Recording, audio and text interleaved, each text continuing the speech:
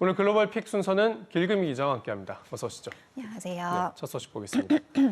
자, 바이든 대통령이 5월 우리 3월 대선이 끝난 다음에 방한하는 거를 지금 논의하고 있다는데 어떻게 돼가고 있습니까?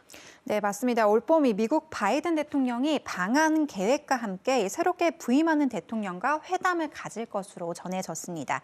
이 양국의 외교 당국은 조 바이든 대통령의 올 상반기 한국 방문에 대해 계속해서 논의 중인 것으로 알려졌는데요. 오는 5월 바이든 대통령이 미국과 일본, 또 인도와 호주 등 이 4개국의 대중국 견제 협의체인 쿼드 정상회의에 참석차 일본을 방문할 예정인데 이를 계기로 이 한국 방문도 함께 검토하고 있는 상황입니다.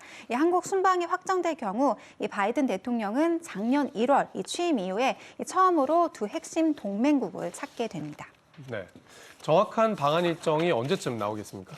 네, 우선 이 정확한 방한 시점은 이 쿼드 4개국이 모이는 일본에서의 정상회의 일정이 구체화된 이후에 정해질 것으로 보여지는데요. 4개국 정상이 모이는 만큼 일정 조율에 상당 시간이 걸리고 이들의 일정을 모두 조정해야 이 바이든 대통령의 한국 방문 시점도 나올 수 있다는 겁니다. 현재 협의 중인 정상회의 일정이 5월 하순이기 때문에 우선은 5월 말이 되지 않을까 예상이 되고 있는데요. 우리나라의 경우 새 대통령 취임일은 5월 9일이죠. 취임 한 달도 안 돼서 미국 대통령과 회담을 해야 되는 상황이기 때문에 심리적 부담도 클 것으로 분석이 되고 있습니다. 한편 미국 행정부 당국자들은 한국 대선 결과에 대해서도 상당한 관심을 드러내고 있는데요. 유력 대선 후보들의 대북 정책이 차이가 큰 만큼 그 결과가 한미 회담 내용에도 어떤 영향을 미칠지 계속해서 관심 있게 지켜봐야겠습니다. 알겠습니다. 네, 바이든 미국 대통령이 5월 방한이 점쳐지고 있다는 소식이었습니다. 두 번째 소식 보죠. 자, 미국의 마스크 의무화 조치 문제인데 주마다 달라서 문제가 많이 됐었죠. 그런데 같은 주 안에서도 중구난방이라고요?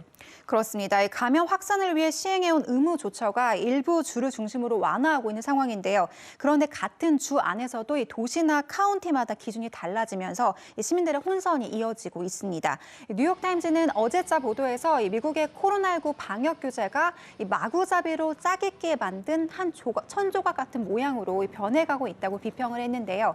오미크론 변이의 확산 둔화에 따라서 많은 주정부가 마스크 착용 의무화를 해제하고 있지만 일부 도시와 교육구가 의무화를 유지하면서 규정이 도시마다 달라지는 양상이 나타나고 있다는 겁니다. 실제 캘리포니아주는 어제를 기점으로 백신 접종자에 한해서 실내 마스크 착용 의무화를 해제했는데요. 그러나 초중고교 학생에 대해서는 최소 2주간 마스크 착용 의무화를 유지한 가운데 캘리포니아주 내 최대 카운티인 로스앤젤레스 카운티 또한 실내 마스크 의무화를 유지해서 시민들의 혼선이 더해지고 있습니다. 또 그 밖에 뉴욕주에서는 오늘부터 실내 점포에서 마스크 착용과 백신 패스가 사라지지만 뉴욕시에서는 별도로 학교와 의료시설에서의 마스크 의무화가 계속해서 시행될 예정인데요. 한편 미국 최대 테마파크인 디즈니랜드에서도 그간의 마스크 강행 조처를 완화하기로 했습니다. 백신 접종자는 마스크 없이 출입을 허락하기로 했습니다. 네. 이렇게 지역마다 시설마다 너무 많이 다른데 이거 말고도 세계 각국에서 이 방역을 둘러싼 갈등이 계속되고 있죠. 맞습니다. 나라마다 위드 코로나로 돌아서거나 방역 조처가 통일성을 유지하지 못하면서 시민들과의 갈등도 확산하는 모양새인데요. 이탈리아의 경우 어제부터 백신을 맞지 않은 50세 이상 성인 근로자의 일터 출입을 금지했습니다. 방역 규제가 사실상 강화된 건데요. 50세 이상 성인의 백신 접종을 의무화하는 한편 미접종자는 사업장 출입을 아예 금지하기로 한 겁니다. 이를 어기면 무단결근 처리가 되고요. 급여도 받을 수 없다고 하는데요. 꽤 강경한 태도를 보인 겁니다. 현재 이탈리아 50세 이상 성인 가운데 백신을 맞지 않은 인원은 130만 명가량으로 추정되면서 갈등도 더 커지는 모양새인데요.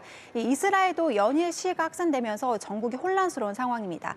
코로나 방역 통제의 폐지를 요구하는 시민들이 매일같이 예루살렘으로 향하는 도로를 막고 차량 시위를 이어가고 있는데요. 이로 인해 출퇴근길 정체는 극에 달한 상황이라고 합니다.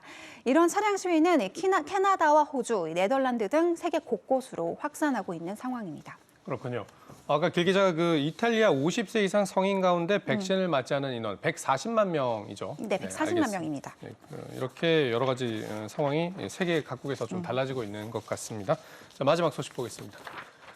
흑인도 유대인도 분노, 아시아계 공격 멈춰라. 미국에서의 한국계 여성이 또 살해를 당해서 이런 분노가 확산되고 있는 건데 어떤 목소리 나오고 있습니까? 네, 한국계 여성 크리스티나 유나리의 희생이 미국 사회에 또 한 번 경종을 울리고 있죠.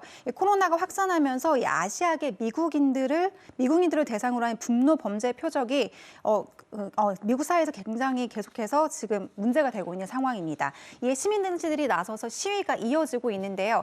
어제 피해자가 숨진 뉴욕시 맨하탄의 한 아파트 공원에서 뉴욕 한인회가 규탄 집회를 가졌죠. 한인 단체는 물론 정치인뿐만 아니라 다수의 흑인 단체 대표자들도 함께 자리를 채웠습니다. 뉴욕의 대표적인 유대인 단체 관계자는 이번 사건을 두고 우리 사회에서 결코 받아들일 수 없는 일이라고 밝혔고, 전국 행동 네트워크의 데릭 퍼킨슨 팀장 또한 단지 한국계 미국인이 아닌 우리 공동체의 일원을 잃었다면서 피해자들을 애도했습니다. 네, 이렇게 미국 사회로 이런 마음이 퍼져나가서 대책도 좀 마련되면 좋겠습니다. 오늘 잘 들었습니다.